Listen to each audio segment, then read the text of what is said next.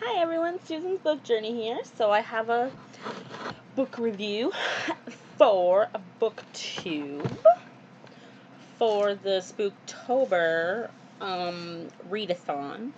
And it is on, let me just make sure here, it is on The Haunting of Hill House. So basically what this book is about, I apologize, hold on, I think I've already recorded this video once, so let me double check and I'll get back to you. Hi everyone, I'm back, sorry about that. So I have not recorded this video, so I am reviewing the book. It's an e-version book, and it was for the group book for Spooktober Readathon event, and it is on The Haunting of Hill House. So basically the book is about a house that is haunted, but this doctor gets a hold of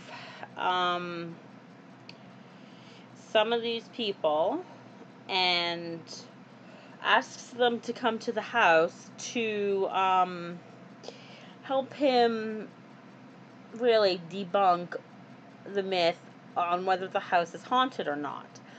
And so the two girls, so it's the doctor, Theodora,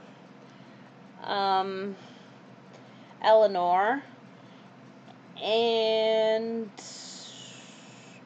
what's the other guy's name? He is the heir to the house. So he owns the house. Well, he will, come into owning the house. And so they arrive.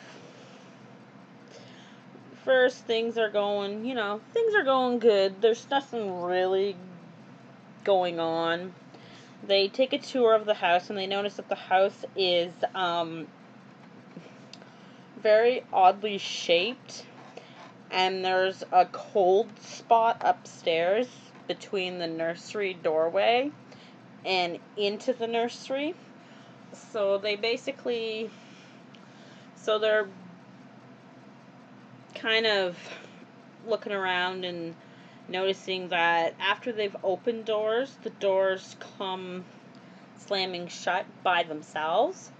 So you find out a little later on, you find out some story about the house and about these two sisters that own the house, and they fought over the house. The one sister died inside the house with a maid, and the maid ended up inheriting the house, but the other sister was very resentful, very bitter. She wanted stuff from the house. She wanted the house. She didn't think that the maid had any right to the house at all, but she did, and the maid ended up hanging herself. So that was very interesting. So yeah, and then we find out at the end of the book that Eleanor is being sent home because the house is affecting her. She's changed. And so they send her home, except she doesn't get home. Because I don't want to ruin the book, but let's just say that Eleanor doesn't get home. So to find out exactly what happens to her, you'll have to read the book. So overall, I really liked the book. It's a classic. To me, it's a classic. It's written way back, so it's I consider it a horror classic. I gave it 5 out of 5 stars on Goodreads. So that was one thing I did do. I just didn't record the video, apparently. So there will be a picture. I apologize. There will be a picture of the book up in the corner, which is written by Shirley Jackson. It will be up in the corner. There's also there's a movie adaptation of it too. There's a couple though. because there's one that was like in the 50s or 60s, I think, and then there was one in the 90s that was made. So there are two adaptations of the book.